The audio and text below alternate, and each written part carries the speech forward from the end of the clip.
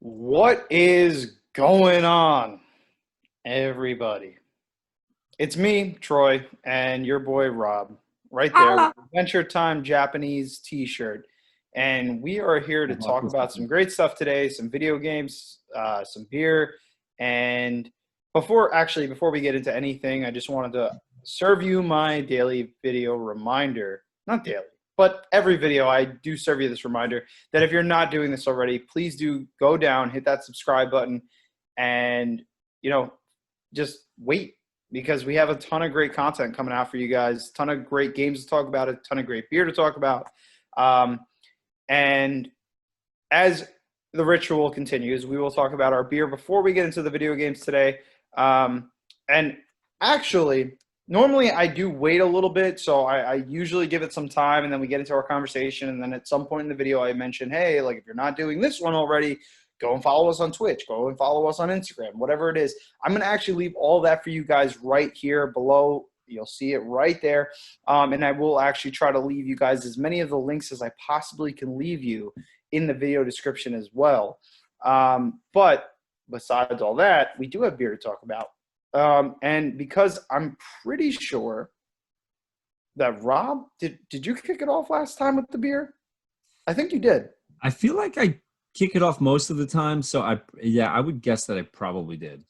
Okay, so I'm gonna assume that Rob did, and if I'm wrong, I'm gonna also ask that you guys go in the comments and shred me to pieces. You guys normally don't leave comments. You usually just watch these videos, and that's okay too. But of course, I'm always going to say, and this is on behalf of myself as well as Rob, that we always want you guys to be involved in this kind of conversation, whether it's on behalf of the beer, whether it's the video games, whatever it is, maybe even something completely out of the norm. We're good for that too. But anywho, the beer I am drinking today is called Heady and Topper. So this one is actually a beer that was recommended to me by my guys over at Beer Noggin. Shout out to them. They've always been such a great beer distributor. They're a great tap room.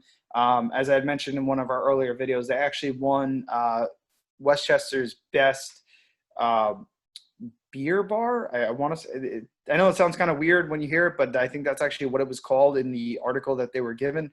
And so they won that for themselves.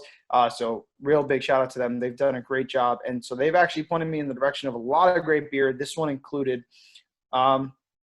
So it is called the Heady and Topper, and it's by, I would assume the name of the company is The Alchemist, and that's in Vermont. Yeah, so it's Alchemist beer. Uh, Again, this is something brand new to me. Well, I wouldn't say again. I actually haven't bothered to mention that, but this is very much brand new to me. I have never had this before. This was something that they recommended to me. They said that this is a huge fan following and that it's very core and that a lot of people love this beer. This is actually one of the first beers, like the pioneers of IPAs and what they were willing to experiment with and do. So this was really exciting for me, and I've had actually a great drink with this. So I'm going to go ahead and just kind of read off of what I have here on the can. It says Heady Topper is an American double IPA. This beer is not intended to be the biggest or most bitter. It is meant to give you wave after wave of hoppy goodness on your palate, which I will say is very true.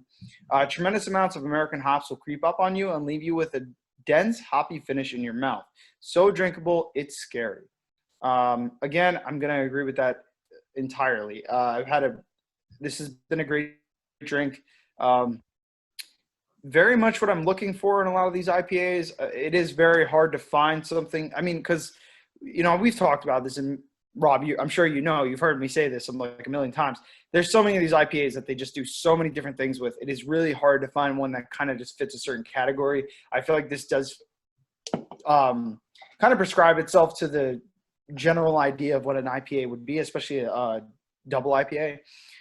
So anyways, it says, sometimes I wish I could crawl right into the can. That's cool. Freshness and control have always been my main concern when it comes to our beer. So I'm guessing this is the, one of the founders or one of Brewers. the brewers that, Yeah. is involved. So anyways, it says, we are committed to providing you with an unfiltered and unpasteurized hop experience. What do I recommend that you drink? Why do I recommend that you drink it from the can? Quite simply, to ensure a delightful hop experience.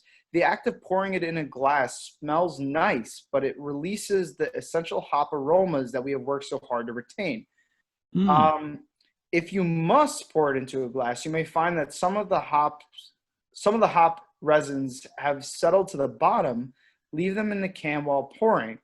This beer is perishable, and at its best when it's young, fresh, and hazy.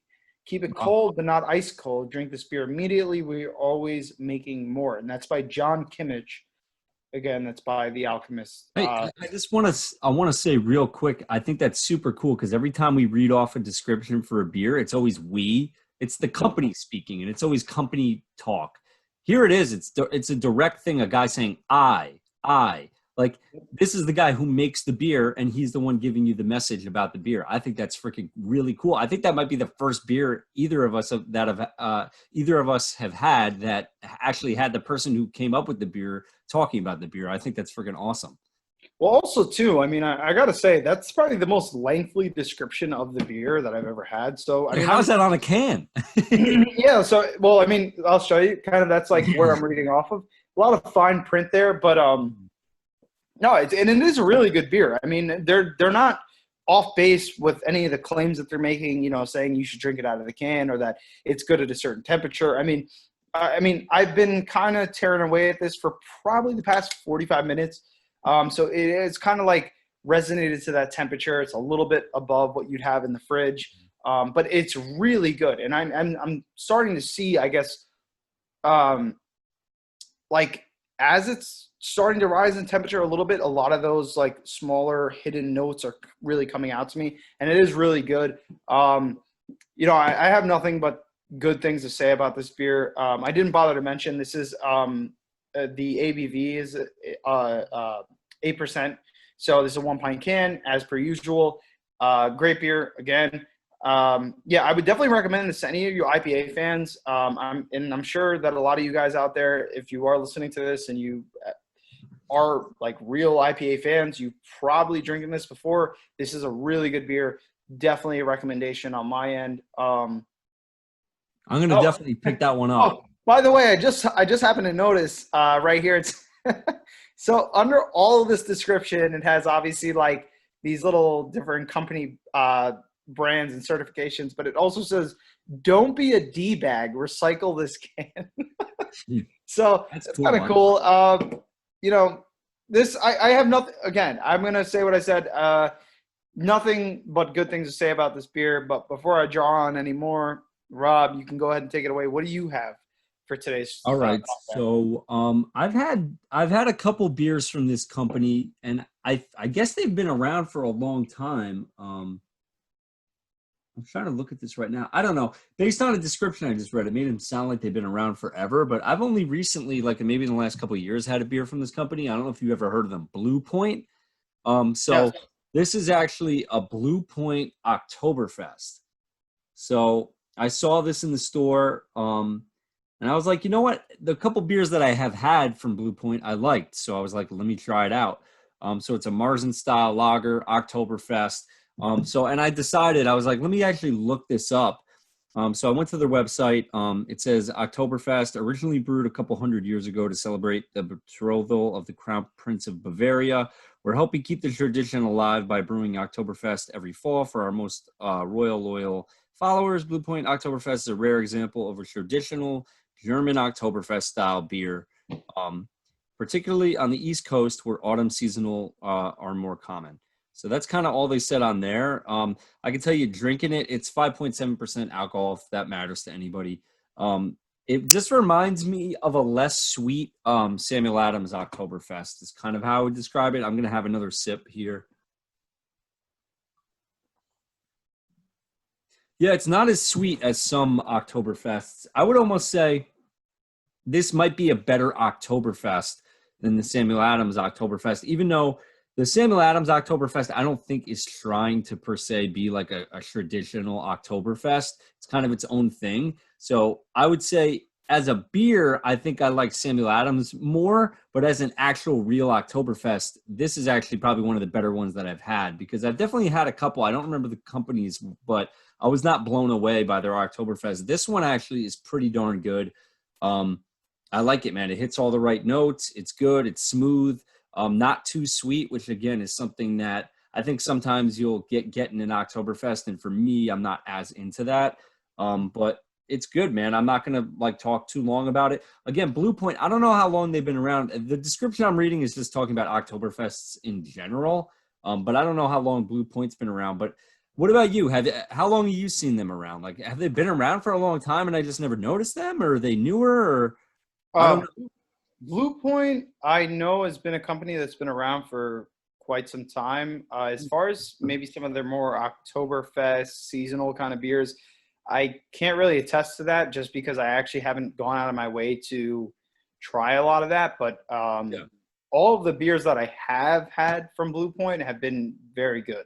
Like, there's definitely no complaints on my end. I'll say that. they're from Long Island, I guess. So they're from New York, Long Island. Shout Uh, out to all the New York breweries. By the way, I didn't bother to mention, and I'm sure a lot of you guys have taken notice. I am wearing a kimono here. It's like a kimono jacket. Keep me very warm, very comfortable in this kind of setting. You know, drinking beer that's very cold in a room that is air conditioned in the fall time. It is phenomenal. So mm. I'm making a very good combination of things here. I'm drinking a good beer. I got a Japanese inspired attire, you know, a lot of good things going on in this video. Just got to say that. So yeah, here I just found it. They were founded in 1998. Um, so there you go, 1998. That's how So long they've they've been been. So they've around. been They've been around around for for a quite a while. while. I guess maybe I'm just ignorant, and I haven't really noticed them until the last couple of years. There's some sort of summer beer that they have that I like. I can't remember the name of it, but again, for anybody out there that's actually really into beer, and you know, you listen to these videos and you're probably like, "Oh my god, these morons." And that's fine. But I'm not going to pretend like I'm some expert on beer. I just know what I like, know what I don't like. And again, both of us are very, I think, open to trying all different kinds of new beer and just kind of over time develop our tastes and knowledge. And we will, as time goes on, get better with all that stuff. And yeah, man, but let us know what you're drinking, guys. Come on. In the last video, I asked for a comment. I still didn't get a comment. I would be so happy I get some sort of comment. I don't care what it is. It's something. So Yeah. I'm just throwing that out there. Yeah. So, well, as a matter of fact, I mean, we're kind of always a little bit delayed in the video production. So, our last video was actually not our last video in terms of the recording and what was put out currently, like when we're recording this. That was 2 episodes ago, but we didn't really have much comment reception there. But you know, I'm saying this again, I know, but it is really vital for us that you guys get involved in this kind of conversation. And again, it really has nothing to do with the beer. It has nothing to do with the video games. It's just an overall, um, you know, expectation that we have because for us, we really do it for you guys. We do it for, I mean, we do it for ourselves. That's definitely for sure. But Yeah, I got to be honest. I don't want to. I don't really. I do it kind of for whoever might be watching it, but like these are fun conversations that we'll have regardless. So yeah. I've always taken the stance of like they're like these are cool, fun conversations. Let's throw them out there and see if people get involved with them and appreciate them. So that's kind of more where I'm at. But yeah, it'd be freaking awesome if you guys are out there and you enjoy the videos. Get involved, man. Let us know what's up. So, you know, in the last video, we did talk quite a bit about, well, again, this is what we have out currently. We do have another video on the way. I have that in production. I'm sure that'll be the next video you guys see. But anywho, you know, we did talk a lot in detail about, you know, Call of Duty. We've still been on that wave. We've still been playing a lot of that Warzone, and we've been having a great time. We've kind of taken a step away from a lot of the other games that we play. Now, we are usually the kind of people that play just a huge plethora of different titles and different kinds of games, different genres. But in the past, I'd say 2, 3, maybe even month in terms of like the weeks, we've really gotten into Warzone quite a bit, and we've been having such a good time that we've kind of just stuck with it. Now, obviously, anything's up for change, and that we could really just shift the gears and totally change our focus and Yeah. just go on to something else. But for the meantime, that is really what we've been on. But we figured for today's video, we'd kind of get into with just what's happening right now in the coming months, knowing that the new consoles are coming out, what our thoughts would be on the new consoles. Now, we have touched on this quite a bit over the course of our YouTube channel. So whether that was episode 1, 2, 3, 4, we've always made mention as to, what we thought was important for the systems, what we expected, and all these other things. And so we figured for today's video, because we are so close and we are on the cusp of seeing these new consoles and really identifying what it is that makes them so good, we figured it'd be the best thing for this video would just be getting into like the real expectations based on what we see now and what we're looking forward to. So I guess the best thing being that we are such Xbox fanboys, maybe getting to the Xbox first and kind of just talking about that. Now, Rob, I know we've kind of discussed a little bit in detail. Again, this is now over the past couple of weeks, based on what we've seen, what we expect, and what we want to see happen, maybe things that we want to change. What are your thoughts now going into these next couple of months, and what do you think their actual pitch is going to be versus what they've kind of proposed? Because I know, with all things, they have a lot of promises, they have a lot of keepsakes in terms of, what they think, what they expect, but those things do change over time and based on fan reception and all these other things. They really try to accommodate us as the gamer, as the buyer. So what do you think is on the way for Xbox? So, I mean, if we take a step back, we can kind of look and see what are the launch titles? What are the price points? What are the different packages that they're offering us? And then kind of, like, what is their message to the gamer? Like, what's the vibe? I would say I could go on forever, so I'm just going to try to summarize and say everything that I'm thinking like in the quickest way I can. So with Sony, with the PS5, I think they're in such a good place because the PS4 did so well, and everybody kind of knows them as being the console to go to with amazing exclusives. I mean, Nintendo as well. I mean, everybody knows Nintendo makes amazing exclusives, but I think what everybody kind of in the past, up until maybe the last couple of years, everybody was always like Xbox or PlayStation. And now, especially with this system, because more of what I think Xbox dropping the ball than PlayStation really hitting a home run, I think PlayStation has really solidified its place in number one in terms of sales and exclusives. So when you look, like you were joking around about us being Xbox fanboys. So if anybody watches these videos, you can tell that we're Xbox fans. I think I'm a little bit more preferred to Xbox in the ecosystem, but I will give Sony what I just said. I will give them that they have better exclusives, and they did a better job this time around. In my opinion, I think the Xbox 360 was a better system than the PS3. Going into the newer consoles, which now they're old, they're going to be replaced very soon. The Xbox One X and PS4, I was kind of on the fence. Obviously, everybody knows Xbox, with the Xbox One, they really flubbed their release, forcing you to buy a Kinect. The system was less powerful. They originally said that they were going to have like only online gaming. So like if you weren't connected to the internet, you couldn't play games, like all this crazy stuff.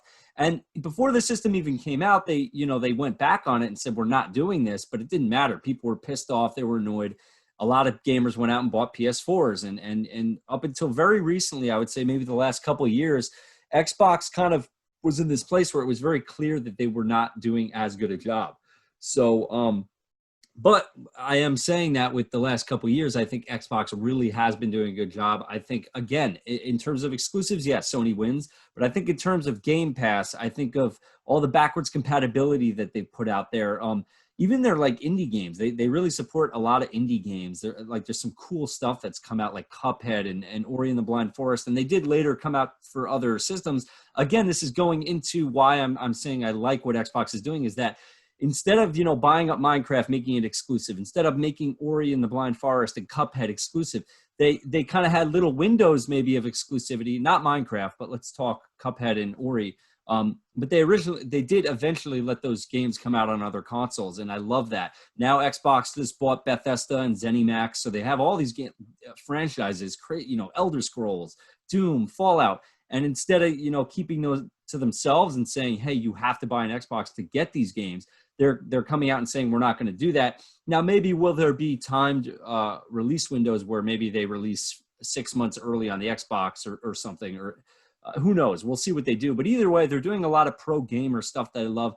Game Pass. I mean, we've been talking about that in almost every episode, how great of a deal that is. So I love the pro gamer stance that Xbox has been taking. And now with the new Series X coming out, they've pretty much announced that they're going to have to kind of be continuing, like carrying the torch, continuing backwards compatibility. Again, that's really for, a pro gamer thing. That's for the gamer, Yes, obviously they're a business at the end of the day. They need to make money, but that's a pro gamer thing that I love. We talked about in another episode. It's probably the one before this with you can bring your controllers over. You can use those, no problem. I just like what they're doing. So now I'll get into real quick. So now we have these systems coming out. We know that there's an all digital version of both consoles. Xbox is going a different direction. They're having a less powerful system that's all digital. That's $300. So the price point is like kind of insane. But in terms of the hardware, it's not going to be as powerful. I'm hearing that it's going to be closer in power to like the Xbox One X, which has already been out for a couple of years. So the draw there is maybe, I think for most hardcore gamers, that's not going to be appealing to them at all. I think that's going to be appealing to maybe if parents are out and they're going to buy a new console for their kid and they can get Game Pass packaged in there when they pay the system off. Because again, this is something I think I talked about in the last episode, that they're going to have a system where you can buy the system and pay it off like monthly. So it's like a 2-year plan. You pay it off monthly, and included in that is Game Pass, which is an amazing savings. And we're seeing it all the time. Look, Doom Eternal just came out. Just like all the time, you're just crazy games coming out on Game Pass. I think there's talk. We already know Halo Infinite that got delayed. That's going to be on Game Pass. So at some point early next year, we're going to be playing that. That's on Game Pass. I'm also hearing that maybe, the Elder Scrolls, the new one coming out, maybe I think it's called Starflight? There's some other new game that Bethesda is working on. That might come out. Like the new Fallout might come out on Game Pass. Like Xbox is so invested in Game Pass, and I think it's such a pro gamer thing. I love it. So I love what they're doing there. Sony is kind of sticking with what they're kind of used to, that so they have a $500 system. It has a disk drive. It's powerful. And then I think they have a $400 one without the disk drive. From what I'm hearing, not as much backwards compatibility. There might be some, but it's definitely going to be more limited. I'm also hearing that the SSD that comes on the system is going to be allocating like 300 something gigabytes of that 1 terabyte storage space for, like in-house memory. So you're really going to only have access to about 660 gigabytes or something like that, which is kind of like, man, when you have games like Warzone already, this isn't even a next-gen game, and this thing's 220 gigabytes. Like, am I going to fit 4 games on this thing before I'm out of space? So I think that's a little weird. I think the Series X, is probably allocating a certain amount of space too, but I don't think it's anywhere near there. But again, they both have different approaches. Xbox, I think, says, here's our powerful system, $500. If you want it, come get it. And they also said, here's a really inexpensive $300 system, and maybe they can grab up some, parents buying it for their kids, which I think is smart. So I think going forward, if you're a Sony guy and you love all those Sony exclusives like God of War and The Last of Us and Ratchet and Clank, like you're gonna pick it up, man. Why wouldn't you? Because you already know you love those games. You know those games are coming to Sony. And there's the thing I've talked about before, is that with Xbox, you can kind of get almost all of these games, if not all of these games, on the PC. So there's nowhere, like with Sony, you can only get it on the PlayStation. Like, you're not getting Spider-Man on the PC. You're not getting, I guess maybe I'll go a little back on this. Death Stranding released on PC. And what was the other game? Oh man, people are going to kill me for this. It's a Sony exclusive. You're a girl. It's kind of like you're riding through an open world and you're kind of fighting like cyborg dinosaurs. Horizon. Is that what it's called? Something Horizons. Yep. I'm sorry, Sony fans. I'm awful right now. But they just released that on the PC too. So maybe I'm freaking wrong. Maybe Sony's going to go the direction Xbox is, and you're going to start seeing over time the exclusives come to PC as well. But either way, I think if you're a Sony guy, you're probably going to pick up a PS5. You're not even going to think about it. And if you're an Xbox fan, you're kind of in a weird spot that if you want to get a PC, you're going to go get that. But either way, I think they're both in a pretty good place. Again, I think I'm a little more excited about what Xbox is doing because I think it's more pro gamer, which I like. I'm a little more excited about what they're doing this time around, but we'll have to see. The other thing is these things are sold out. I tried to get a pre-order. They sold out so damn quick. So it might actually be incredibly hard to get your hands on one of these things, even if you want to get your hands on it. So I'll let you give your opinion on it, Troy. What are you thinking about in the next, when are these released? These release in like November, like 15th or something like that. So it's like about a month away. It's not far. So, if I'm not mistaken, I think the Xbox Series X comes out November 13th, and I want to say the PS5 comes out. Oh, November 10th. I just looked it up. November 10th. Wait, I'm going to look. PS5. The Series X or the PS5 is November 12th. So 2 days apart. Okay, so I mean, all right. So my thoughts on it would be, I mean, I have a lot of thoughts on it. If I could kind of subsidize a lot of that and try to package it into something that's comprehensible for everybody. So, I mean, like, my thing is there's so many different things going on in my mind when I think about these new systems. And I think the first thing, and I'm just going to touch kind of back on, what you were referring to earlier with coming out of the starting gate with the Xbox One X and the PS4. So first off, PS4 definitely dominated those sales. Definitely just as a whole dominated. Like they really did everything that I think people were expecting them to do, whether it's with the graphic CPU or, just the general system, the storage base. I mean, in really every angle, they just nailed it. And I think they did such a good job. And there's really no complaints there, even as a person who didn't pick it up right away, as somebody who got it maybe a year in, I was still thoroughly enjoyed the playtime that I've had on the PS4 and the games and the titles that I've experienced there, whether it was exclusive or not. But I think the issue that I see that comes to mind when we talk about these new systems is that I think with the PS4, pre PS5 launch, I think a lot of people are setting expectations, and I think that what PS or Sony has really been doing is I think that they've been letting down a lot of the fans in the sense of, with the backwards compatibility and having limited options. I think that they've done what I really think of it is I think that they've done a lot of similar things that I feel Xbox One did, kind of coming off of Xbox 360, where they did a lot of things that I don't feel like make sense with with their demographic and who they're trying to sell to, whether it was, you have to buy new controllers. Now we're talking about the PS5, you have to buy new controllers. We have very limited backwards compatibility, if that, and it's just so many different things. And a big thing that also comes to mind when it comes to Sony versus Xbox. Now I know we were really touching on Xbox and Microsoft and kind of like what they were doing, but I think it's only fair based on what you were saying and kind of now looking at it to bring both into the equation. Rob's flashing his beer, but we're only getting glimpses of that. No, I'm trying to show off my logo here. I'm trying to block out my. Oh well. Okay, so you got Rob's logo. You got part of his like beer can or beer bottle. No, but so when I think about what's to come, I think that PS5 has kind of dropped the ball in a lot of senses. But I think a bigger thing is what I almost feel like they should not have. And now, okay, there's two schools of thought when I bring up this argument, and I again encourage all of you guys that feel maybe differently, maybe feel the same, to go down there, in those comments and let us know.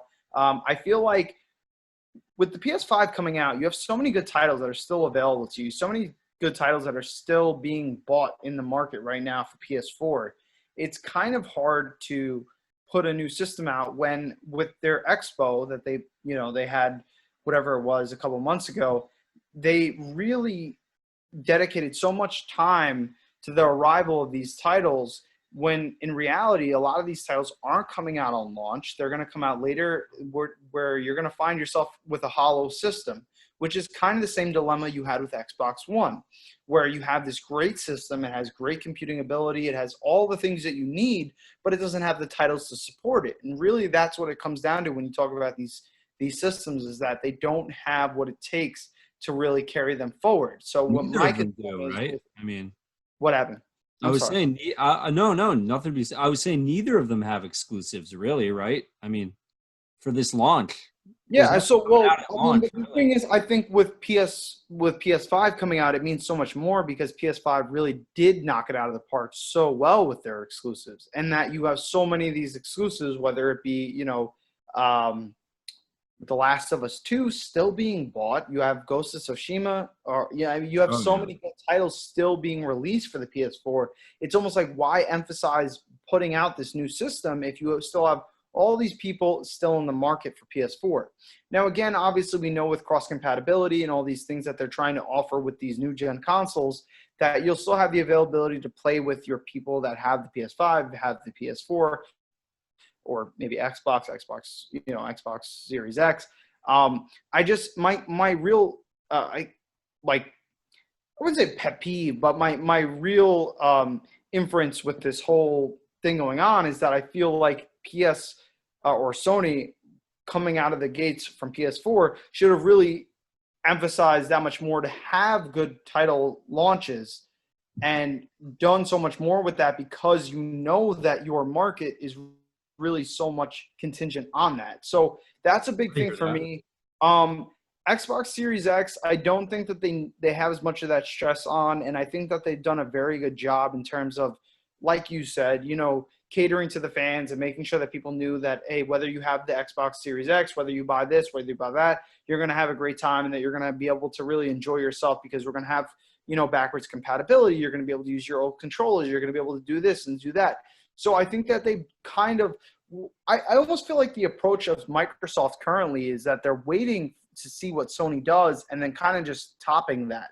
And a good example of that would be with the pre-release and or the pre-orders that were available to customers. They, with PS5, it was a little ambiguous. They came out and said, "Hey, we're available for pre-order," but it wasn't actually available. And then when it became available, people weren't able to get on the site. It crashed. We had issues. People weren't able to get their hands on it. I think that leaves a bad taste in people's mouths, and that is something that I feel like is, you're looking back at the Xbox One. This is something that you saw your competitor do that failed miserably. So I feel like, as a company that's done so well, as a company that is poised to do very well in this next gen, you should have kind of steered away from. Now, that's not to say that they had different things in mind and that maybe things, for whatever reason, took a change of course. That is fair to say, but I just feel like when you look back, you're looking at a company that had so much going for them and made a mistake with their presentation, made a mistake with how they were pitching their console. And then you have this window of opportunity here to really just build on that, and you don't. And I'm talking in terms of Sony, and then you have Xbox or Microsoft really coming out and saying, hey, like, well, we're going to do well with our pre-orders. And they did The only fine. thing I don't know if that's true though, because I know Xbox said that they were going to do well on their pre-orders, but I couldn't get one. I mean, I looked the No, day. not to say the sellouts, but I'm not saying the sellouts. I'm Okay. saying in terms of like when PS5 or Sony came out and said that they were going to announce or they had already announced their pre-release, they weren't ready to drop Yeah. those pre-orders, and then they dropped them, and then the site crashed, and then people had issues getting their hands on them. Whereas Xbox said, "Hey, first come, first serve," but we got it ready for you guys, and then it was ready. So I'm Yeah.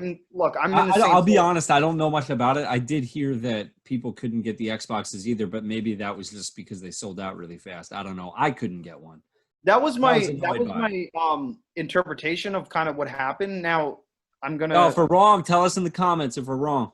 go down there. But yeah, so I mean, these are just little things like PS5 or again Sony really came out and said, hey, we're not going to make it available for you guys that have the pre-DualShock 2 controllers to play on this new system with. Whereas Xbox literally came out, whatever it was, the day or a week after, and said, hey, yeah, we're going to do that. So a lot of this has been almost interpreting or anticipating the rivals' mistakes and then just kind of capitalizing. Here's what's funny is that I think that's what Sony was always so good at. If you notice, Yep. if you're really into gaming and you follow E3 and everything, for whatever reason, I don't really know why, but Xbox always had their press conference first, always. And then Sony would have it like 2 days later. So they would have 2 days of being like, oh, this is what Xbox did. Let's counter it. And like they did that forever, for fucking ever. And it didn't really matter that much up until the Xbox One came out and the PS4 came out. And this is something we've talked about in another episode I'll highlight really quick. But what the PS4 did was they saw how badly everybody reacted to the Xbox One, saying that you have to always be online and this and that. If you remember, one of their original, I didn't mean to cut you off, but one of their original pitches was that you wouldn't be able to game share and that the titles were exclusive to the owner. So that was another big thing where, this is kind of attesting to what Sony's approach was back then in the day, was that they said, hey, people don't respond well to that. There's no good fan reception there. We're going to make game sharing a big point of our market. So, Yeah. So pretty much literally like 2 days later, like Sony's entire conference was just like literally like crafted around like dismantling everything that Xbox said and saying, hey, we're doing the right thing by you. And it paid off so well for them. So yeah, it's kind of funny you say that because I think Sony has always for years, I would say for at least a decade, is kind of waited to see what Xbox is going to do, wait to see what their message is, and then like try to react to it. They weren't like Nintendo or Xbox and they're like, here's what we want to offer you. Here, we're revolutionizing here. It was always like, let's see what everybody else is doing and then we're going to counter, which, hey, I'm not going to knock it. It worked out amazing for them. It was the smart move. And then again, on top of it, they have great exclusives. One thing I will say though, is when the Xbox One first came out and the PS4 came out, it's kind of the same thing as this, maybe even worse. Neither of them had exclusives. Like I think Xbox One had like Rise, whatever that game was. You're like a Roman gladiator. It's like a hack and slash game. I actually thought it was kind of fun. It wasn't like great, but it was okay. The graphics were pretty freaking awesome. It's like a shitty God of War. Yeah, kind of, but with like pretty good graphics, especially at the time. Like I remember looking at the graphics, I was like, wow, this might be the best looking new game that I've seen on either system. And I think PS4 had Killzone 4 or something like that, and Killzone Shadow something, and that got pretty bad reviews too. So neither of them really had very good exclusives, and I think that's kind of where we're at now too. I think actually, this is a good segue. I'll segue right into this. Here we go. Let's look at and see what these game consoles have. So for the Xbox Series X, here's what we got. So we got Assassin's Creed, Bright Memory. Have no idea what that is. Dirt 5, FIFA, Fortnite. Fortnite. Gears Tactics. Okay, great game that's been out for a year. Marvel's Avengers, been out. Observer System Redux. Don't know what this is.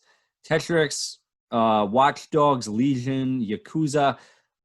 This can't be all that they have, but maybe this is not a strong starting list. I could say that. Yeah, I mean, and here's the thing. I think this is what's going to happen with both consoles is you're going to be like, I kind of like what they're going to do, and I like the exclusives that I'm going to get. So I'm going to go run out and buy this thing right now. Also, if you're a Call of Duty guy and you're not into PC, you're like, oh, well, I want to play it with the new graphics card that's in the PS5 or the Xbox Series X. Like I want to play it at 120 frames per second or whatever. So I think or Assassin's Creed Valhalla, you'll be like, you know what? I have a PS4 or an Xbox One X, but I want that next gen. I want that little bit better, as close as I can get to PC. And I think that's what we're going to see with both of them. But let's look at the PlayStation. So they have Assassin's Creed. So it's pretty much the same, except they have Demon Souls, which is a remake of Demon Souls, which was a PS3 game, which I know a lot of hardcore people are super excited about. So I'll give them the edge on that one because even though it's a remake, it's still an exclusive, and there's a big fan base for it. And then we have Marvel's Spider-Man Miles Morales, which this is going to be on the PS4, so it's kind of like in that same camp of like Xbox and you can get it on PC. Well, it's like, well, it's on PS4 and PS5, but the best version of it's going to be on PS5. So there's going to be a bunch of people that want to play that. Sackboy: A Big Adventure. Now that was like a Little Big Planet spinoff. I think we saw that's a side scroller. I didn't know that was going to be a launch title. So I'm going to give it to Sony here. I mean, I think they clearly have better exclusives here. I don't think either of them are really impressing anybody in an insane way. I don't think anyone's being blown away. Like, like remember the Xbox, man, you had Halo, right? Right when the system came out, like PS3, I can't remember what PS3 had right out the gate, but I feel like they did a better job in the past, like with launch titles. I feel like launch titles have kind of sucked the last 10 years and nothing's really changing here. It looks like we're kind of in the same place. I agree. I mean, I think it's really a matter of them catering to what they feel they've already done successfully and making that apparent to the fans that already exist. I don't know that I feel so strongly about, again, either of these consoles, from coming out of the starting gate.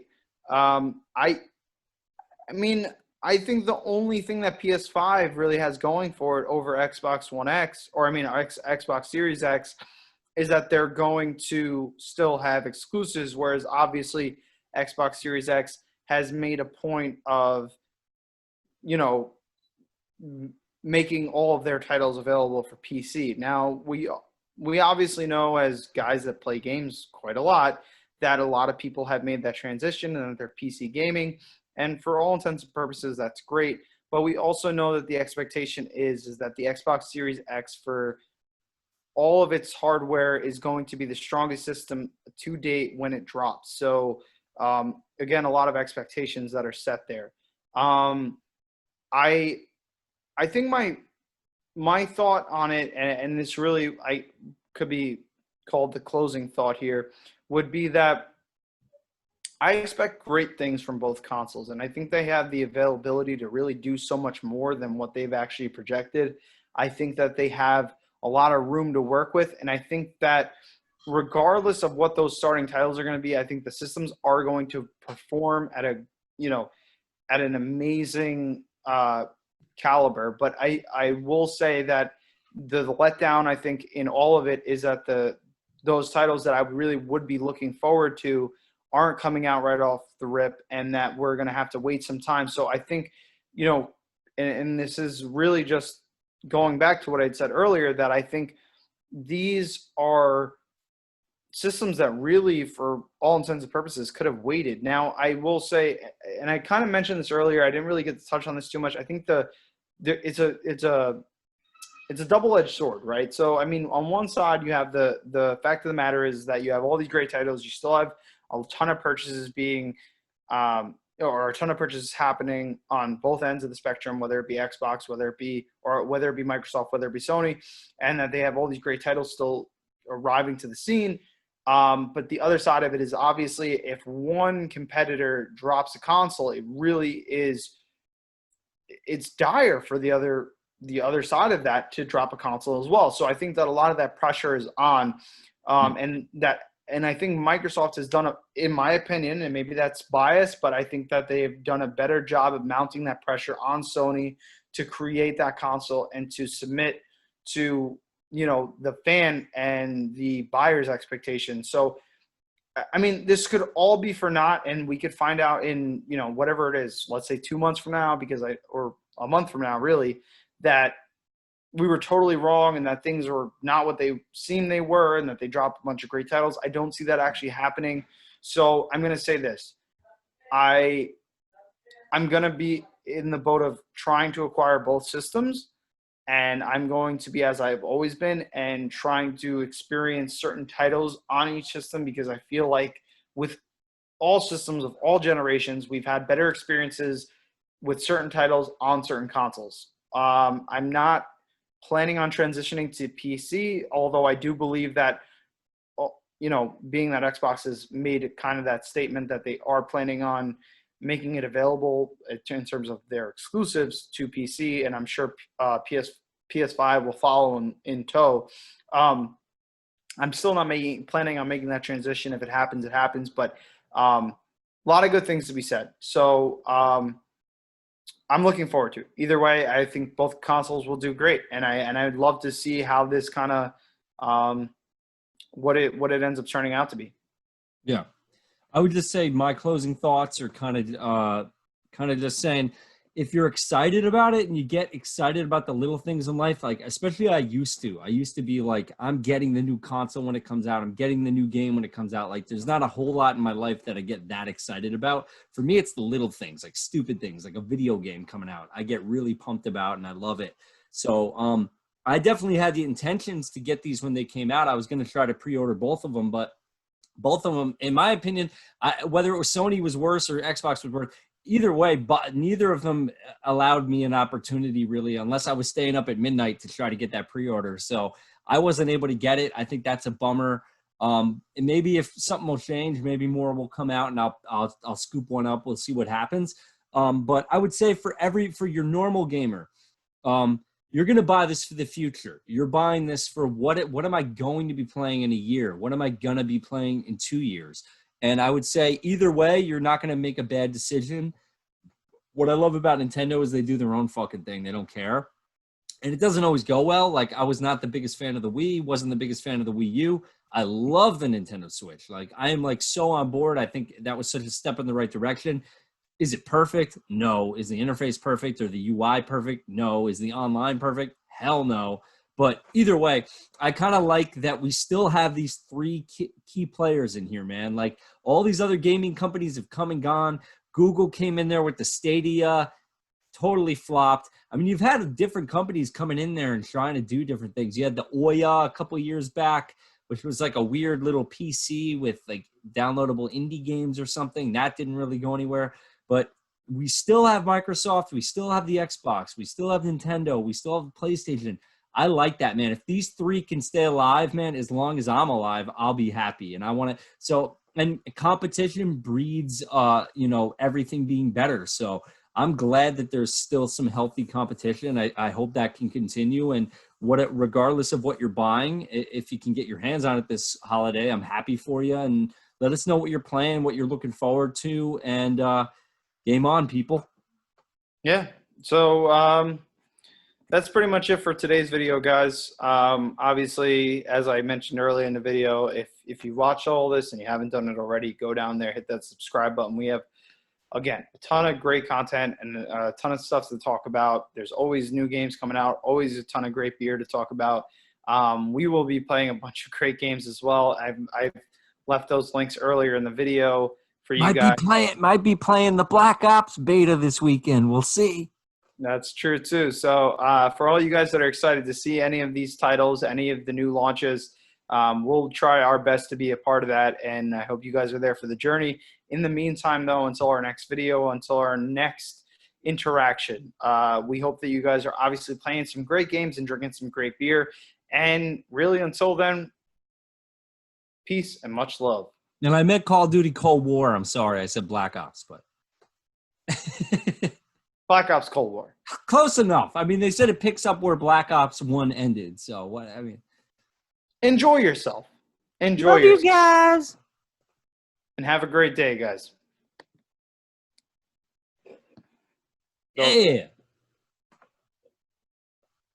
Oh man, I got to pee. It wasn't too bad. I think it was like 45 minutes, something like that. Yeah, no, it wasn't bad. I mean, I think like anything, man. I mean, I think there might be times where we like kind of like rant a little bit. I can definitely be really bad with ranting, but no, man, I think it was good. I like it, man. I almost think the less you have to edit, man, the better. Like, you throw your little intro in and the little things in the background, and I almost don't think you